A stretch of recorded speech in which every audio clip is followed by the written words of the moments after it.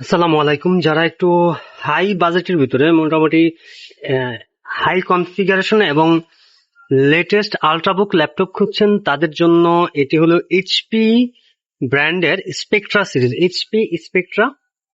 আর এই ল্যাপটপটি যদি কনফিগারেশন, আমি সর্বপ্রথম কনফিগারেশনটা নিয়ে আমি একটু আলোচনা করি। এটা হলো কোরাই 5 এর 10 generation, core i 5 10 generation, 8 GB DDR4 এর র্যাম এবং এসএসডি দেওয়া আছে 512 GB NVMe SSD, Irish plus এর গ্রাফিক্স দেওয়া আছে 4 জিবি।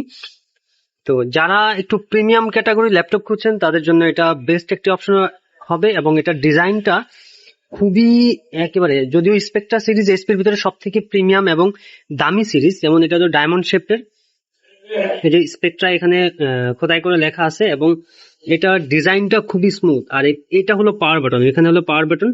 আর এদিকে এটা হলো আপনার ইউএসবি পোর্ট, এটা এইভাবে টান দিলে এটা কিন্তু বড় হবে। এটা হলো ইউএসবি পোর্ট এবং হেডফোন জ্যাক, ব্যাকলিট কিবোর্ড সহ। আর এই ল্যাপটপটা কিন্তু সম্পূর্ণ টাচ স্ক্রিন এবং 360 রোটেট। যেমন আমি এটা মাত্র 360 রোটেট করলাম, এই হলো এটা ডিসপ্লে কোয়ালিটি। এবং খুবই হাই পারফরমেন্সের জন্য যারা আল্ট্রাবুকের ভিতরে ল্যাপটপ খুঁজছেন তাদের জন্য বেস্ট অপশন হবে। এখানে দেখেন এই যে ক্যামেরা লক আনলক করার সিস্টেমও আছে। তো এটা খুবই প্রিমিয়াম ক্যাটাগরির ভিতরে যারা ল্যাপটপ খুঁজতেছেন তাদের জন্য বেস্ট অপশন হবে আশা করি।